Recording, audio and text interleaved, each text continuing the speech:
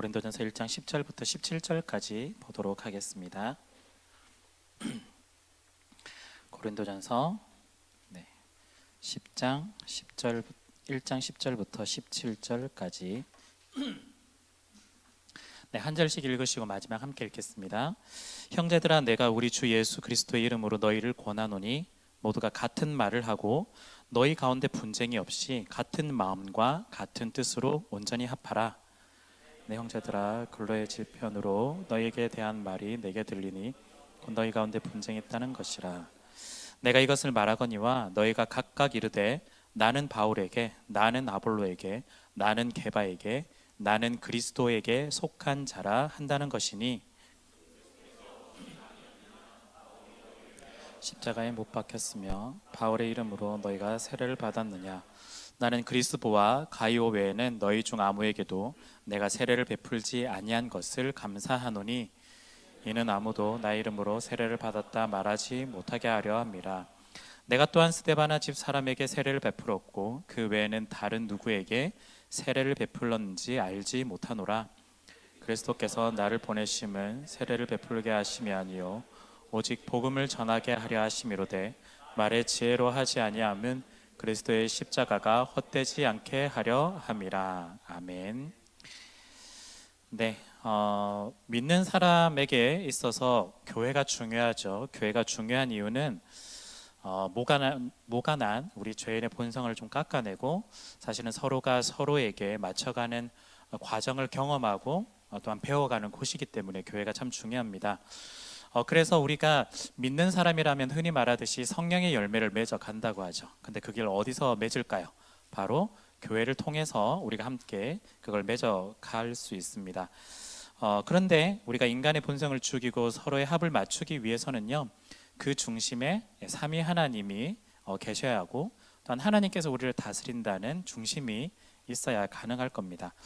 성부 하나님의 사랑이 우리 가운데 가득하고요, 성자 예수님의 은혜와 또한 십자가에 달려 돌아가신 것처럼 그 희생이 우리 가운데 또한 있어야 되고요, 또한 성령 하나님의 교제와 친밀하심이 우리 가운데 있을 때 우리는 이런 성령의 열매를 맺어 갈 수 있을 겁니다.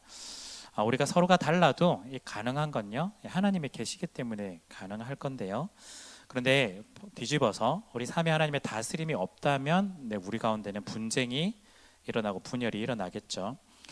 왜 우리 가운데 분열의 씨앗들이 자라게 될까? 사실은 하나님이 없어서 그렇다라고 보통은 이야기할 수 있겠습니다. 왜 그럴까? 하나님이 우리에 있어서 주인이 아니라 내가 주인이 되기 때문입니다.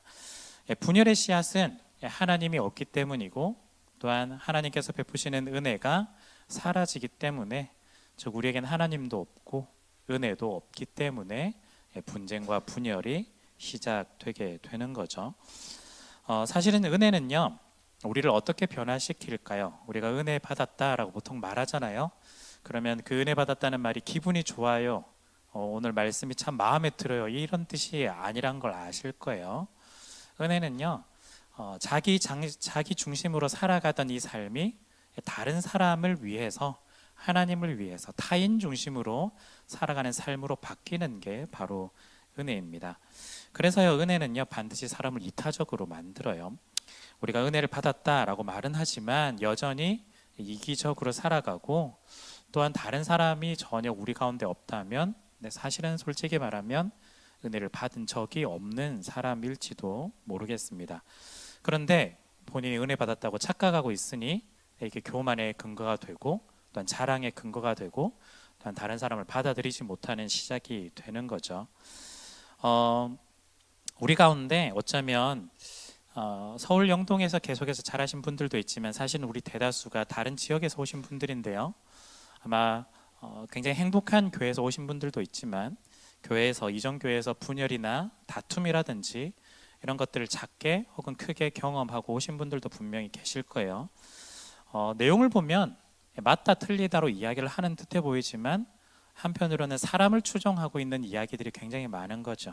이 목사님이 맞다, 이 장로님이 맞다 하면서 편이 갈리는 경우들이 많습니다.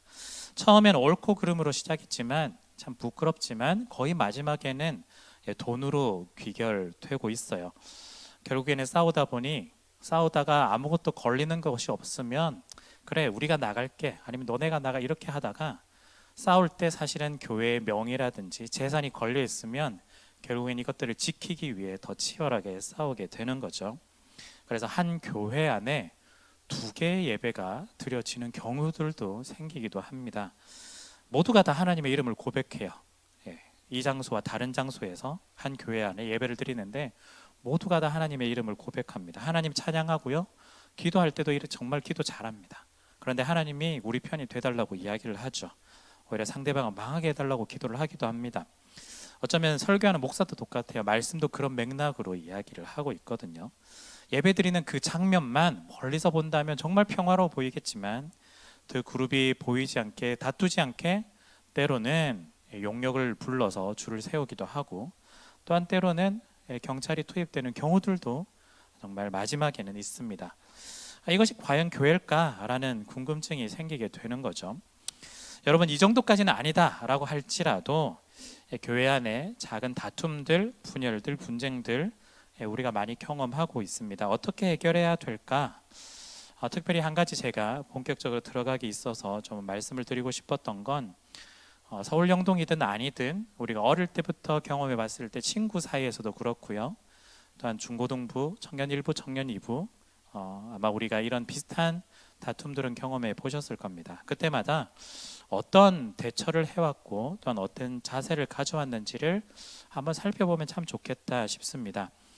여러분들께서 지금은 20대, 30대이겠지만 우리의 나이가 사실은 적지 않잖아요. 10년만 지나면 혹은 조금만 더 지나면 우리가 교회에서 중요한 직분을 맡을 수가 있는 거죠. 집사, 권사, 장로 이런 직분들을 맡게 될 겁니다. 그런데 우리가 지금 우리가 분열에 대해서 분쟁에 대해서 다툼에 대해서 가지고 있는 이 태도가 성경적인 태도가 아니라 내가 가지고 있는 기준을 여러 개 계속해서 가지고 그 10년의 시간을 지난다면 여러분들이 직분을 맡았을 때 또한 다툼이 일어났을 때 여전히 내 기준으로 모든 것들을 해결하려고 한다라는 겁니다. 그렇게 되면 반드시 분열이 일어나겠죠. 여러분 교회를 세우는 일은요 오래 걸린다는 거 잘 아실 거예요. 우리 청년 2부가 코로나를 지나면서 물론 청년 1부에 계셨던 분들도 있지만 굉장히 힘들었던 시기 속에서 오래 걸려서 지금까지 왔잖아요. 교회를 세우는 일은 평생 걸리지만 교회를 무너뜨리는 일은 하루면 충분합니다. 하루면 교회가 금방 무너지는 거죠. 그래서 교회를 세우는 사람이 될 것이냐 아니면 교회를 무너뜨리는 사람이 될 것이냐 여러분들의 마음과 태도와 결단에 좀 달려 있는 것 같습니다.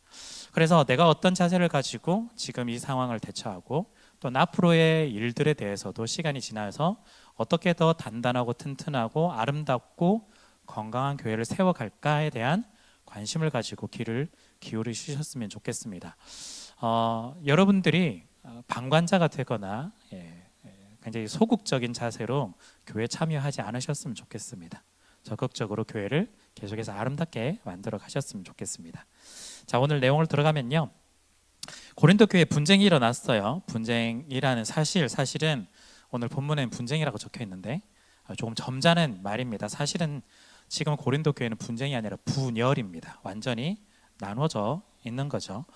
분열은요, 옳고 그름을 따지는 분열, 그거였을까? 사실은 아니었습니다. 고린도 교회 분열은 절대 포기할 수 없는, 타협할 수 없는 진리를 놓고 싸운 그런 분열이 아니라 사실은 권력 투쟁에 거의 가까웠습니다. 네 편, 내 편, 너의 편, 나의 편 가른 거죠.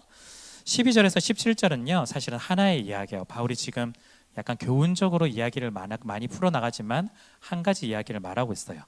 어느 순간 고린도 교회에서는 이런 사람들이 등장했습니다. 나는 바울파다. 또한 옆에는 나는 아니야. 나는 아볼로파야. 또 다른 쪽에서 나는 게바파야. 게바가 베드로거든요. 그런데 일부러 게바라고 했던 건 베드로의 그 유대식 표현이 게바거든요. 그러니까 철저하게 나는 유대인이다라는 뉘앙스가 여기 좀 깔려 있는 거예요. 그런데 그런 사람들 보면서 웃으면서 이야기하죠. 야, 그런 식으로 하면 안 돼. 나는 오직 예수님파야 하면서 갑자기 그리스도파야라고 등장을 하기 시작을 했습니다. 물론 그리스도파, 예수님파야라고 하는 게 뭔가 멋있어 보이지만 사실은 이것 또한 진짜 교회를 세워나가기 위한 그리스도파야라고 이야기하는 게 아니라 권력 투쟁의 하나로서 하나의 팔을 세운 것일 뿐이에요. 그래서 참 묘하게도요, 오늘 12절에 보면요, 나는 바울이다, 나는 아볼로에 속한다라고 하면서 나는이란 단어가 4번 등장합니다. 원래 원어는요, 헬라어가 쓰이는데요, 이 헬라어는 동사 안에 시제와 주어가 다 담겨 있어요. 동사 하나로 모든 것들을 다 표현할 수 있습니다.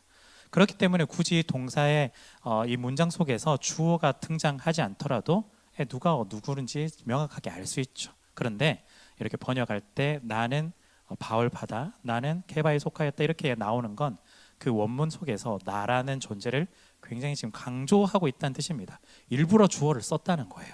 일부러. 원래 안 써도 되는데 그 말은 지금 나라는 존재를 엄청나게 강조하고 있다는 뜻입니다. 즉 모두가 교회를 향해서 이야기를 하는데 마치 교회를 위해서 이야기를 하는 듯하고 또한 진리를 찾는 듯하게 보이고 옳은 것들을 분별하는 용도로서 주장을 하고 있지만 사실은 중심은 내가 맞다, 내가 옳다, 넌 틀렸어라는 지금 메시지를 계속해서 지금 보내고 있다는 뜻이에요. 당시에는요, 교회가 조직도 지금과 같지는 않고요, 또 뭔가 좀 허술하긴 했습니다. 그래서 교회를 운영하는 데 있어서 오늘 등장하는 세례 같은 경우에도 조금 허술하긴 했어요.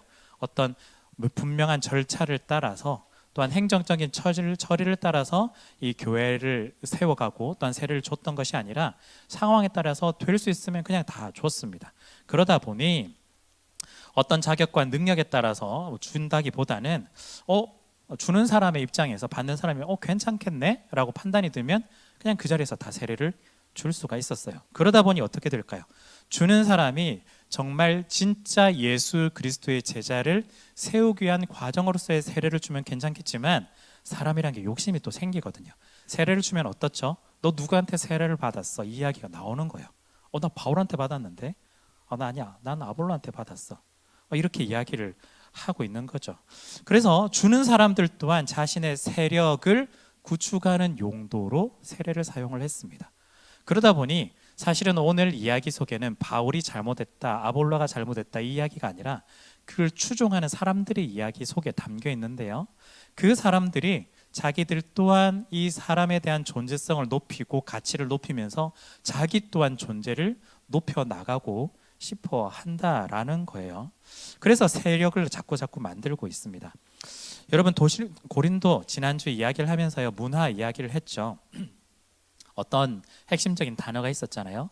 고린도는 과시와 경쟁의 도시였다라는 걸 좀 말씀을 드렸었습니다. 그게 지금 고린도 교회에 들어와 있는 거예요. 사람들은요, 세례를 준 지도자와 유대감, 인간적인 유대감이 있어요. 이런 목사님이 주셨어라는 유대감이 있는 거죠. 심지어 고린도에 있는 이 사역자들의 사역 방식도 아마 영향을 받았을 겁니다. 사도행전에 보면요, 바울보다 아볼로가 훨씬 더 말을 잘했다고요. 쉽게 말하면 설교를 너무너무 잘했다라는 거예요. 사람들이 들으면 아볼로 설교만 들으면 은혜 받고 회심하고 또한 세례 받겠습니다 이렇게 나오는 거예요. 그런데 바울 설교를 들으면 잠이 오고 졸고 이렇게 되는 거예요. 그러니까 그런 영향도 있는 거죠. 세력도 있고 또한 언변도 다르고 하다 보니 그 능력에 따라서 추종하는 사람들이 다 있었습니다. 여기서 또 고린도 문화를 한번 기억해 보시면 그 당시에 고린도가 굉장히 잘 되면서 소피스트 같은 사람들 또한 이런 걸 추종하는 사람들이 와서 굉장히 연설을 굉장히 많이 했다고 하잖아요. 왜 연설을 했을까요? 돈 받아서 자기도 먹고 살기 위해서.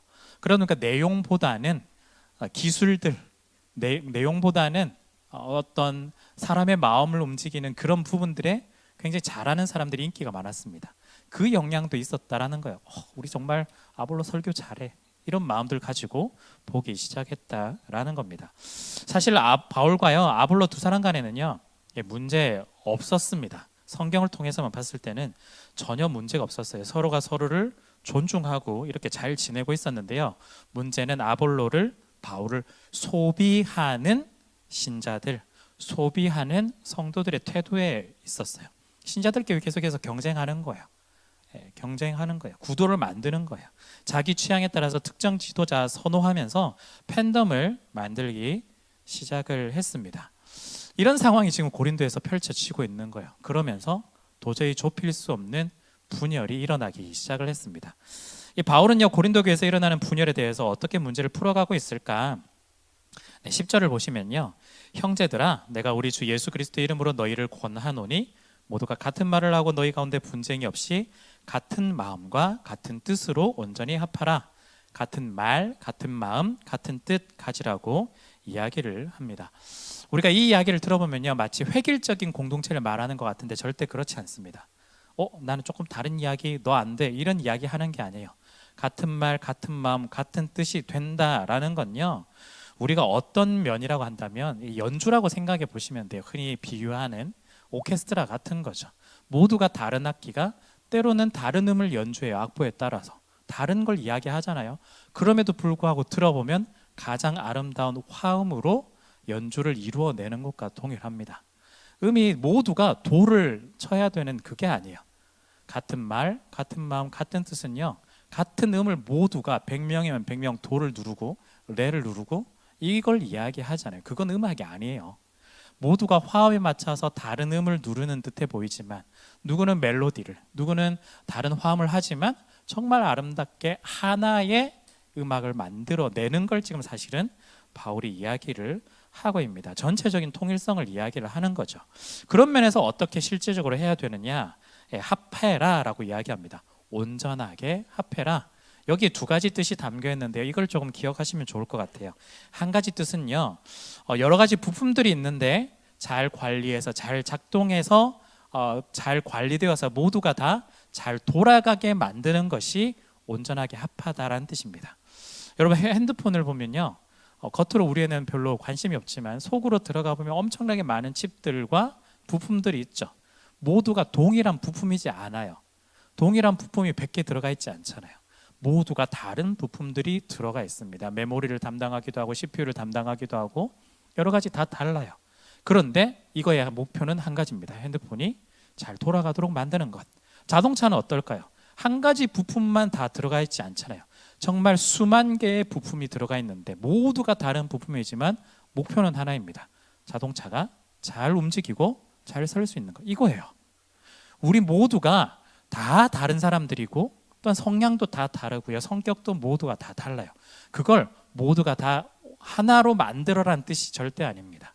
우리가 어떤 방향을 향해서 어떤 목표를 향해서 나아가도록 만드는 그 마음을 맞추는 것, 그 말을 맞추는 것, 그 뜻을 맞추는 것이 우리에게 주어진 것이고요, 그걸 바울은 온전하게 합하라라고 표현을 하고 있습니다. 또 한 가지 뜻은요, 합하다의 또 한 가지 뜻은 수선하다라는 뜻이 있어요. 수선하는 것, 어떤 걸 수선하냐면 그 당시의 용어로 표현한다면 그물을 수선하는 거예요. 그래서 깁는다, 그물을 깁다라고 하죠. 그걸 합하다라는 단어와 동일한 단어입니다. 어부들이 그물을 던지면요, 그물이 온전하게 돌아오지 않아요. 때로는 좀 더 큰 물고기가 있고 때로는 어떤 바위에 걸리기도 하고 그런 과정에서 그물이 찢어지는 거죠. 그런데 찢어진 상태로 다시 던지면 어떻게 될까요? 뭐 일부분은 잡힐 수도 있겠지만 대부분 찢어진 곳에서 물고기가 더 많이 빠져나가겠죠. 그리고 이 찢어짐이 그냥 가만히 있는 것이 아니라 계속해서 커져 나갈 거예요. 그래서 결국에는 그물을 완전히 쓰지 못하는 상황이 될 겁니다. 우리가 모두가 다 그물의 역할을 하고 있어요. 어떤 사람은 이쪽에 있는 역할, 어떤 사람은 저쪽에 있는 역할. 그런데 나는 괜찮은데, 나는 아무 문제 없는데, 근데 찢어진 부분이 있어요. 그런데 찢어진 부분이 있는데 우리가 무시하고, 그래도 우리가 예수님을 위해서 일하잖아, 하나님 나라를 위해서 일하고 있어. 물론 처음에는 진짜 일하고 있는 듯해 보이지만, 그물을 잘 낫게 보이지만 결국에는 이 부분이 수선을 하지 않으면 찢어지고 찢어져서 더 커져서 모든 물고기들을 다 잃어버리는, 그래서 결국 우리가 추구하는 하나님 나라를 향해 가는 것들이 불가능해지는 일들이 벌어지게 되는 겁니다. 한 마음, 하나의 뜻, 또한 하나의 말을 불가능하게 만든다라는 거죠. 어떻게 해야 될까요? 수선을 해야 돼요. 내 일이 아니라고 그냥 놔두는 것이 아니라 함께 수선을 해서 함께 고쳐서, 또한 넘어져 있는 지체들을 함께 세워서 함께 응원하고 격려해서 회복시켜서 하나의 그물을 온전하게 만들어 가는 것이 지금 바울이 요청한 내용이다라는 겁니다. 여러분, 그렇다면요, 오늘 이 내용을 가지고 우리가 조금 교훈과 또한 적용을 좀 해봤으면 좋겠는데요. 고린도 지역이 고린도 교회에 영향을 줄 것처럼 서울이라는 이 도시가 우리 서울 영동교회 또한 청년이부에 영향을 주는 부분이 분명히 있습니다. 방금 분열 이야기를 했는데요. 세상은 뭘 원할까요? 세상은 연합을 원할까? 사실은 그렇지 않아요. 세상은 분열을 사실은 원해요. 특히 이득을 얻는 입장에서는 상대방이 나눠지는 걸 원해요. 함께 의견 일치가 되기 시작하면 피곤하거든요. 세상은요, 내가 온전히 스스로 성공하고 자리를 잡기 위해서는 상대방이 하나가 되는 걸 원하지 않습니다. 세상은 분열을 원해요. 그 이야기가 우리 속에 들어온다면, 그 서울의 이야기가 서울영동교회와 청년이부에 들어온다면 결국 우리는 분열의 공동체로 그대로 나아가게 될 겁니다. 이 문화와 가치가 우리 속에 들어온다는 걸 우리가 기억을 해야 돼요. 과감하게 잘라내야 됩니다. 하나님 나라는, 또한 교회는 세상이 원할 때, 분열을 원할 때 우리는 연합을 원한다는 걸 우리는 기억을 할 필요가 있습니다. 여러분, 복음이 추구하는 게 뭘까요? 분열일까요? 복음은 연합을 원해요. 하나가 되는 걸 원해요. 왜 성경은 계속해서 하나가 되라고 이야기를 할까요? 물론 하나님께서 하나가 되셨으니까, 또한 우리 맥락 속에서 본다면 세상은 하나가 되는 걸 원하지 않기 때문에 하나가 되라고 성경은 이야기하고 있고, 복음은 계속해서 이야기를 합니다. 그렇다면 어떻게 해야 될까? 구멍난 그물을 계속해서 수선하는 노력들이 우리 가운데 필요하고요. 또한 우리 모두가 각자의 자리에서 역할들을 잘 감당해서 모두가 다 하나의 목표를 향해 잘 이루어 나갈 수 있도록 우리가 돌봐야 될 필요가 있습니다. 서로 서로를 살펴보고 서로 서로를 회복시키고 서로 서로가 함께 하나가 되는 노력들을 기울여야 한다는 거죠. 물론 쉽지 않습니다. 그물 깁는 게 쉽지 않죠. 예전에 복음서에 보면요, 예수님께서 베드로를 여러 번 찾아오시거든요. 제가 설교 때 한번 이야기했는데, 베드로가 바다에 나갔다가 새벽에 와서 새벽부터 이걸 그물을 깁고 있었어요. 근데 베드로가 짜증났던 부분이 한 가지가 있었죠. 예수님이 굳이 그 새벽에 다시 찾아오셔서 뭐라고 했냐면, 다시 그물 한번 던져보자. 이거 얼마나 짜증나는 일일까요? 이것도 한 1, 20분으로 되는 일이 아니거든요. 한참 걸리거든요. 근데 거의 다 할 때쯤 되니까 한번 그물 던져보자. 지금까지 한 마리도 못 잡았습니다. 안 그래도 짜증나는데, 피곤한데. 사실은 우리가 그물 깁는 과정이 쉽지 않습니다. 인내가 필요하고요, 오래 걸리기도 하고요, 짜증이 날 수도 있고 화가 날 수도 있습니다.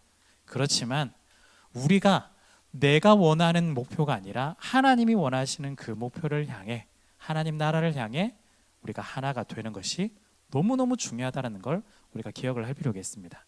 그래서 내가 중심이 아니라 하나님이 우리의 삶의 중심으로서, 우리 공동체의 중심으로서 서로가 서로를 돌봐가며 세워가며 회복시켜가며 그물을 깁는 모든 부품이 원활하게 돌아갈 수 있도록 우리가 살펴봐야겠습니다.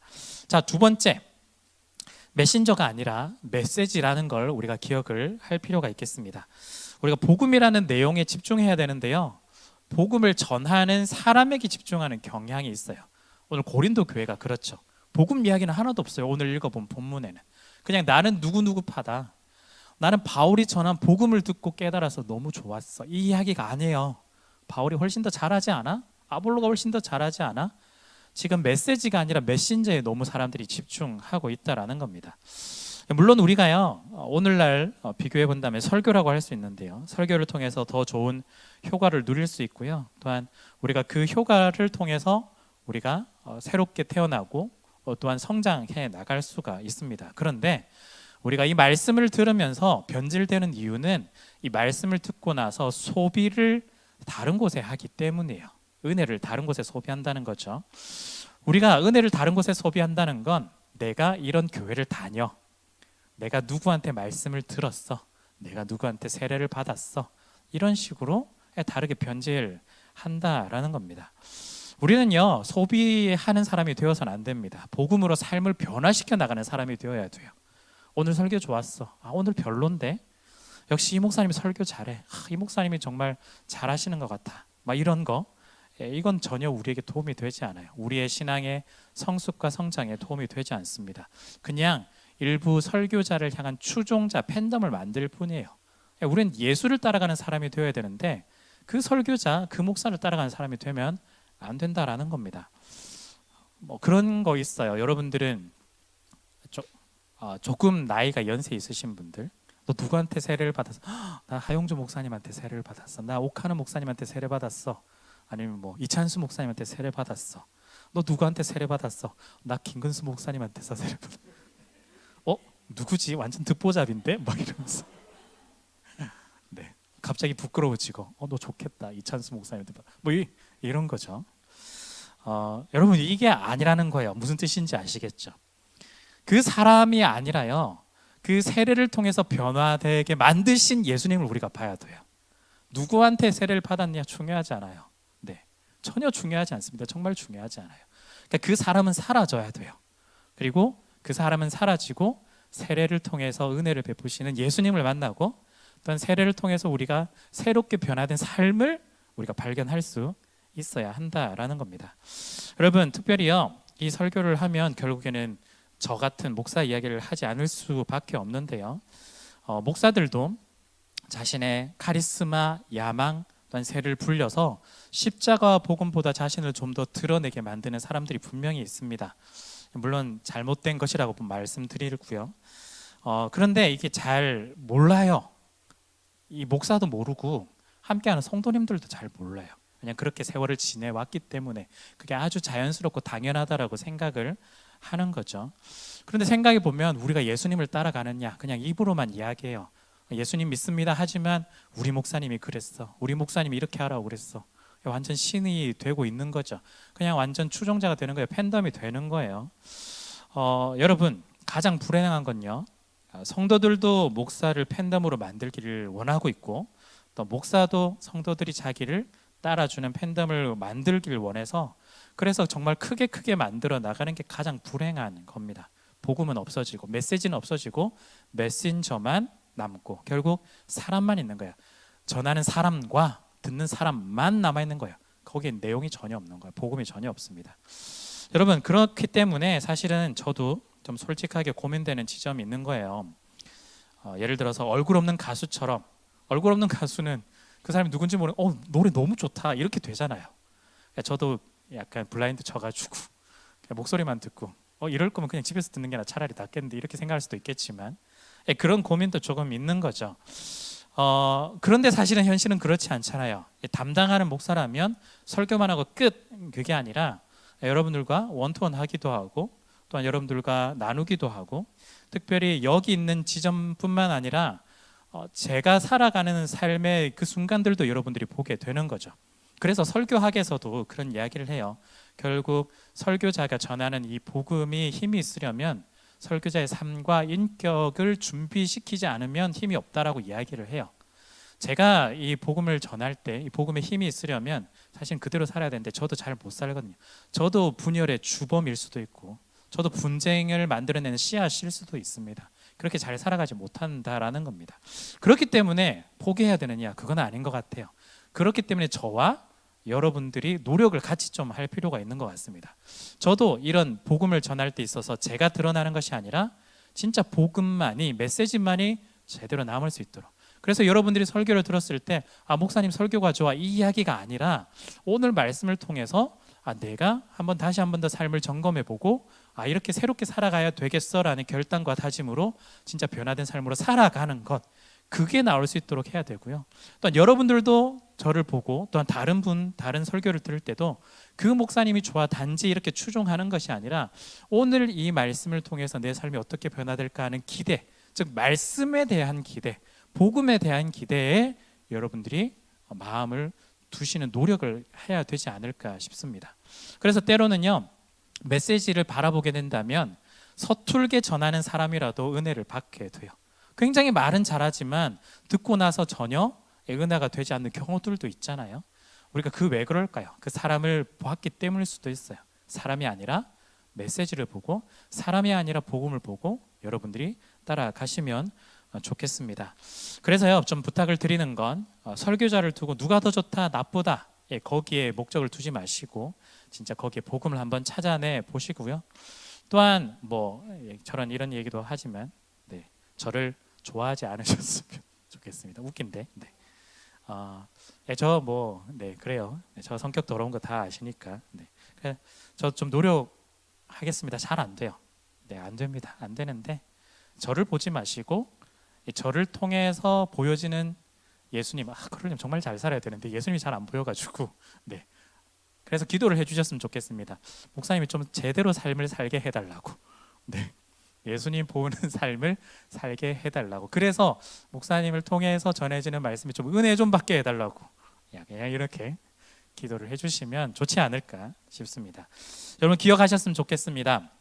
교회 분열은요, 사람을 따라갈 때 이루어집니다. 하나님이 아니라. 네, 교회 분열은 사람을 따라갈 때. 그리고 이건 성경이 복음이 주는 게 아니라 세상이 주는 거라는 걸 꼭 기억하셨으면 좋겠습니다. 여러분들 마음 가운데 에게 분쟁이 생기고 분열이 생길 때 이건 하나님이 주시는 마음이 아니다, 복음이 주고 성경이 주는 그 내용이 아니다라는 걸 깨달으시고 반드시 돌이켜서 우리가 하나 되고 연합되는데 마음을 합하는데 모으시면 좋겠습니다. 오늘 야외에 나들이 가게 될 텐데요. 그래서 설교를 짧게, 너무 좋죠. 이게 진짜 은혜인 것 같아요. 네. 근데 제가 이거 하다 보니까 나들이를 통해서 오늘 가는데 저희가 준비하다 보니 어떻게 잘 될지는 모르겠지만 물총 싸움 하게 됩니다. 설교는 연합하라고 했지만 가서 분열을 조장하는 네, 제가 오늘만 우리 모두 다 눈 감는 걸로 하고 그렇게 좀 재미있게 지냈으면 좋겠습니다. 그래서 오늘 말씀과 또한 나들이를 통해서 서로가 서로를 좀 더 알아가고 또한 연합되는, 하나가 되는 그런 좋은 기회가 되었으면 좋겠습니다. 네, 우리 같이 한번 마음으로 드리는 예배로 이 시간 한번 정리해 보도록 할게요.